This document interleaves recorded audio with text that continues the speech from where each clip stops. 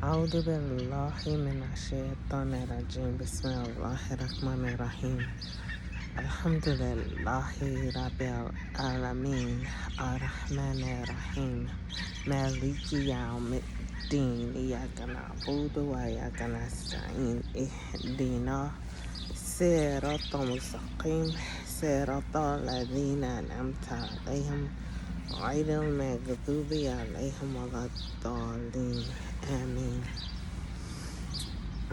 Assalamu alaikum wa rahmatullahi wa barakatuh. I have noticed this certain, like, I don't watch TV or movies or anything anymore, but certain things that I have seen have, stayed with me. And noticed a long time ago that the movie Misery is symbolic of the situation of the black man and woman and child in the hell called North America, the United States of America. For one, movie's called Misery. And no one in the world is in a more miserable condition than the Asiatic black man and woman child in America. The thing that was so ironic is that there's a store, there's one in New Orleans that I used to always go, and I never bought anything. Then I moved back home, and I found a store there, but it's so expensive, and I make my own clothes, but they sell housewares. I'm homeless, so I have no need for wallpaper and tiles and stuff, but this store is so dope. It's called Anthropology, and I love that branch of science. So I went in one day and I saw that they had some jewelry, and I said, okay, I'll get a ring. So I finally got the money, and the day that I go to get the ring, guess who is ringing people up, like working as a cashier in Anthropology on 3rd Street Promenade in Santa Monica? The lady who played, I don't know what her name was in the movie. I believe her real name is Kathy Bates. She was seriously ringing people up on the cash register. Well, it was just one lady before me, but she was like signing her up for stuff and just taking a long time. So I think someone called the store manager because, I'm homeless and had a whole lot of stuff. So when I go in the stores, it's some type of alarm or whatever goes off. So then here comes the store manager, and she was typical white lady, acting all super friendly, but deep down she plotting how to kill me. And so I was able to purchase the jewelry, and then as I was leaving, I was on my skateboard, and I was in the middle of the street, and it was like somebody pulled my skateboard from behind me, and I fell in the middle of the street on my ankle, twisted my ankle. It's still swollen, and this was like 2 months ago. I have not fallen that hard ever.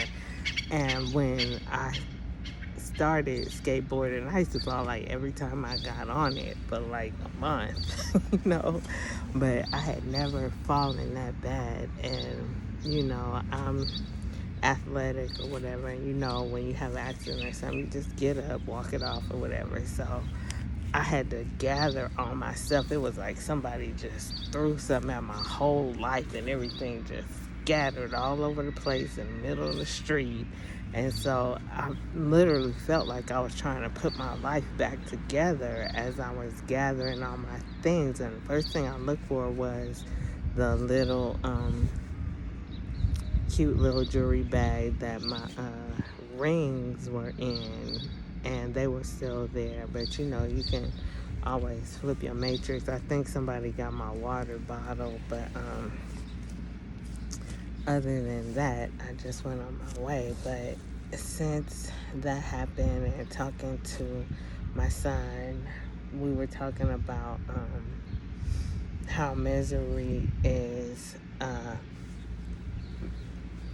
congruent with the plight of the black man and woman in America. I hadn't planned to go into detail, but since I'm doing a video, it's easier than typing it out. So, the man was in a horrible car accident in the middle of nowhere, left for dead. You know, if this woman hadn't found him, you know, which is kind of, well, it is what, you know, black people, we were killed of the knowledge of self, of our God, our religion, our people, our home, everything. It was like they just cut us off from our infinite past, our beginning. We have no birth record. But when they brought us here, all you have to do is kill the parents, which is what they did. They didn't just separate us from our parents. They actually killed them. So it's no way you can find out where you came from. You know, it's like they completely cut us off from our illustrious past, you know. And being a Muslim, every day, I mean, it's like every hour I learn something that totally amazes me about Islam. And so they cut us off from that, which is what happened to him. He was cut off from his previous life and held hostage by this psychopath. And you know, I guess the main thing is when he was able to escape. You think about Roots. When he came back, she, like, I think in Roots had cut off his foot. And in the movie, she basically lamed him. I'm sure that's not the word, but she limited his movement, prohibited his travel. And also being a Muslim, you know that, well, maybe you know, maybe you don't know. It's kind of one of those secrets.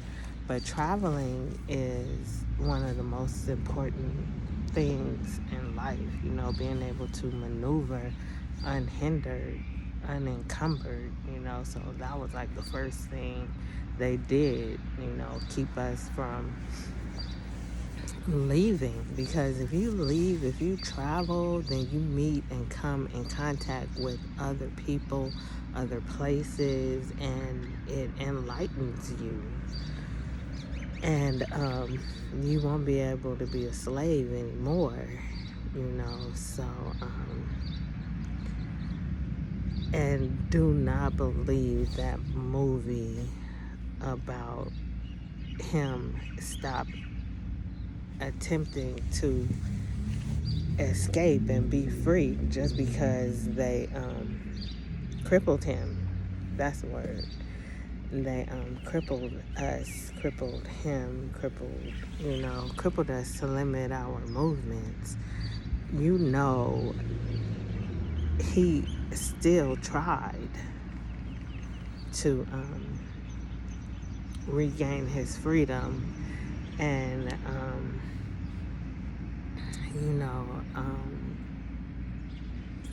just don't lose sight of who you are, where you're from, who you come from, and where you're going.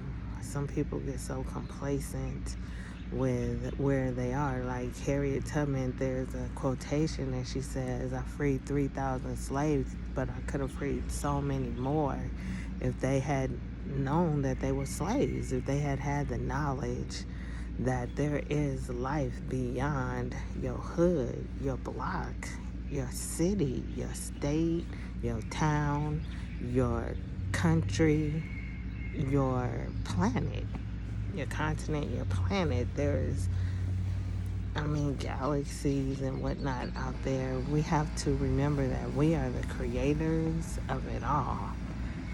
And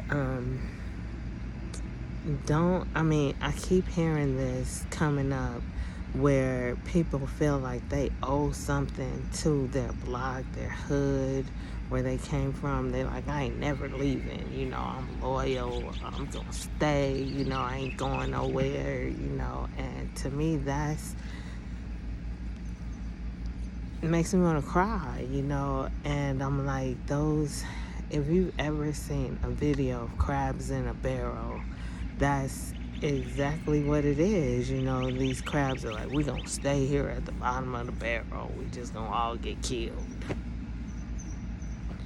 and if one of them does wake up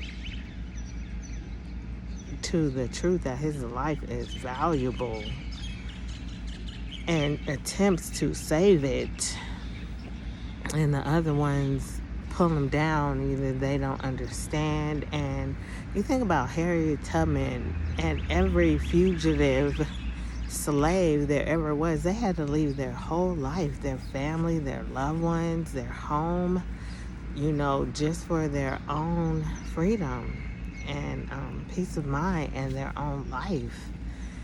And it's sad. In the nation, we call them rusty locks. We don't waste time with rusty locks. You have to take that burden, shed that old skin, and just free yourself, and sometimes, it's difficult, but I always have the knowledge of the future that I could just send them a ticket, to join me if there's, someone like that has your same mindset, and then they can send some people tickets, and so don't feel guilty, for one, about leaving, because when that opportunity comes, it's still like that in America. I'm realizing we still slaves, we still got chains on us. America doesn't want us to leave, and I'm not going to get into the whys, but it's the same. We provide labor to sustain their position. So when we leave, the loss is incalculable. So when that opportunity comes, if you have to sneak off, and usually it's easier, just honestly, it's easier to leave when most people are, asleep. So it's more peaceful and everything, so just go. When that opportunity arises, you have to go.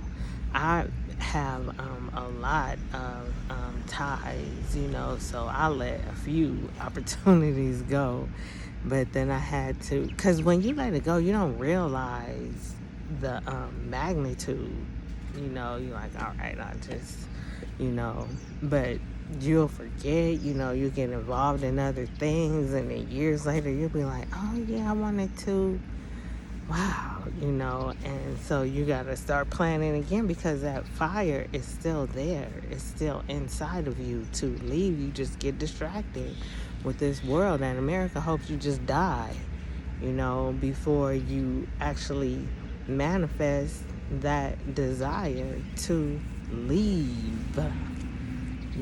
So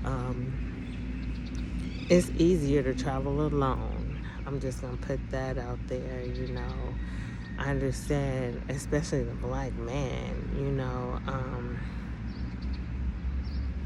but historically, lots of times that was the thing. The black man had to leave to provide for his family.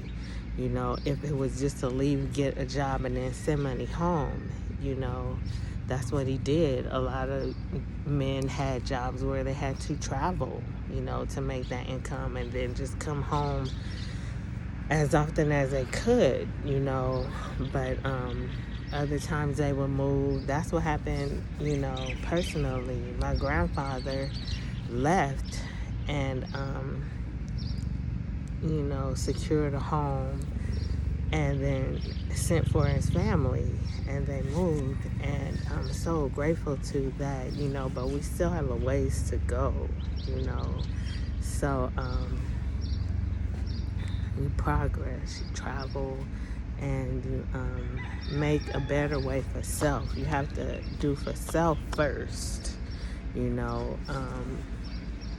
sometimes we care more about the people in Africa gaining their independence, and we don't even have a land base. They have land that they can free, and then they can produce and do for themselves. We don't even have that, so let's think about yourself first, and then you can provide. Like my son is, Mom, how am I gonna find a wife? Ain't no black people out here, and I'm like, son, you got plenty of time, just think about yourself, taking care of yourself, and then get in a position where you can take care of somebody else, and Allah will provide everything you need better than what you thought, and when the time is right, just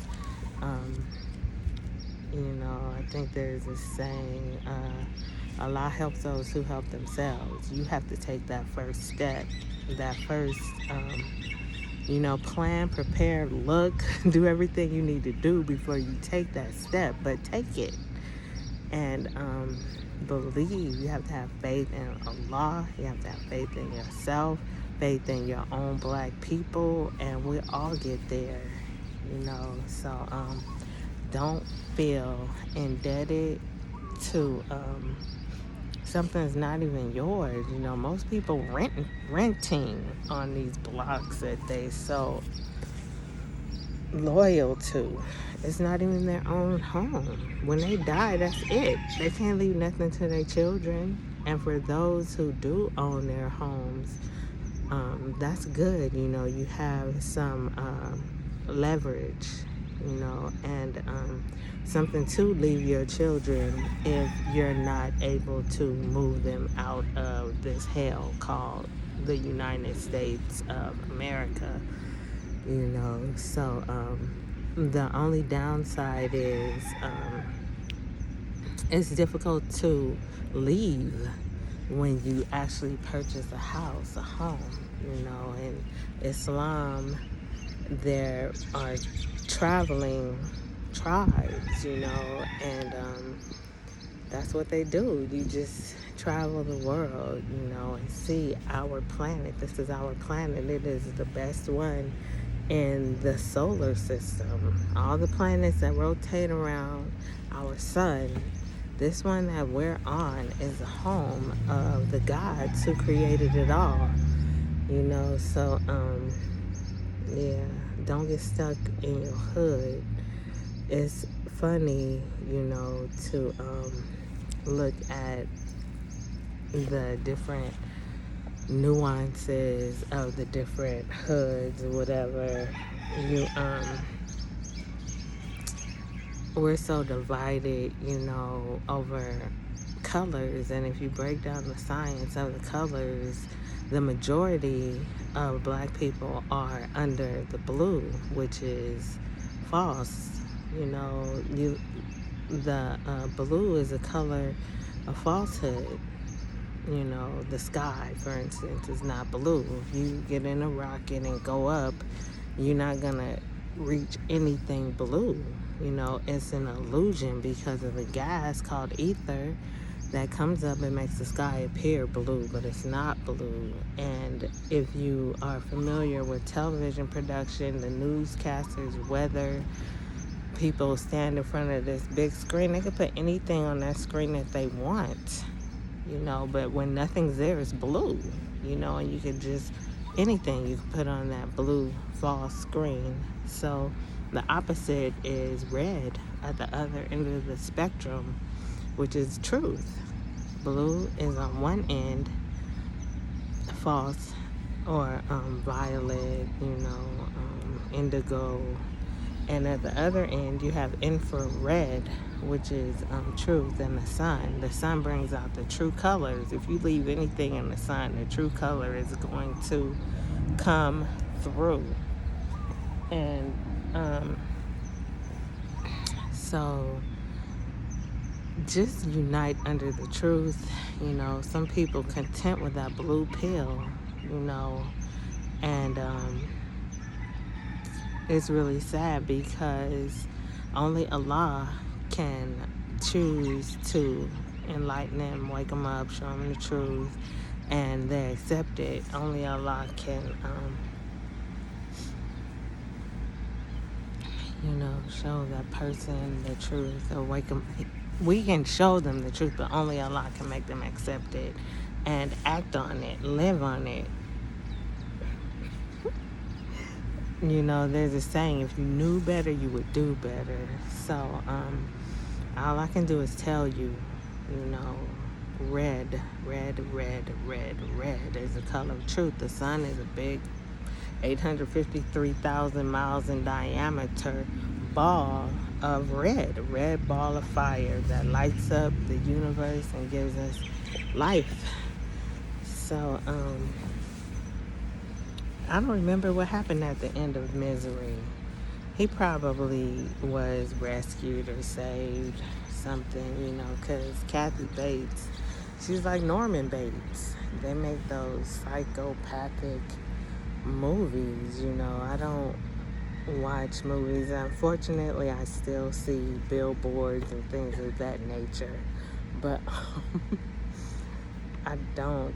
I try to be like Allah says in Revelations 18:4, come out of her, America, Babylon, Egypt, come out of her, my people, us black people, that ye be not a participant in her sins, and that you don't be a victim of all of the plagues and how you say it, Arabic. I guess that's kind of good, but it's trials and tribulations. I do my best not to learn I only want to learn good words, good Arabic. I don't want to know about the bad words. If it's something that I have to say that's bad, I'll say not good, like la salam, not peaceful or something. I don't want to know the actual words. So come out of this filthy, wicked country. I cannot believe the things that's going on.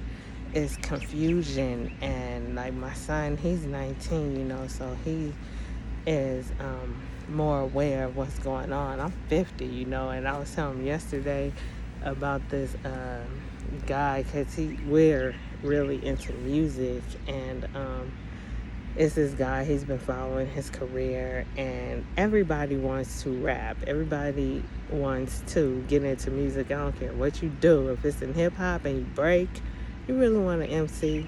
If you DJ, if you're a writer, you really want to MC, So it's like these people with podcasts nowadays, and I hate that term because I'm like, I'm not in a pod.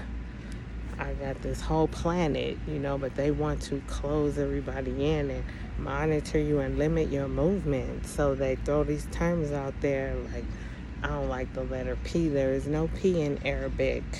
So if it starts with a P, I'm suspect. If it starts with a V, I'm suspect, And I really, don't want to use this language. There are people who can speak and understand American, which is what I call it, because it's different from the language they speak in England.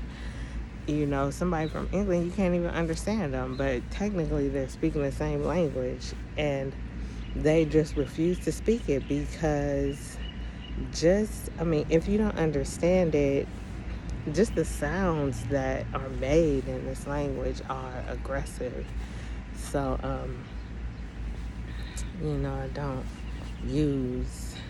I'm trying to not use the language, and just thinking on that level makes me feel Taiba, Saida, Hasana, Salama. Assalamu alaikum wa rahmatullahi wa barakatuh. واحد واحد واحد واحد. سلام.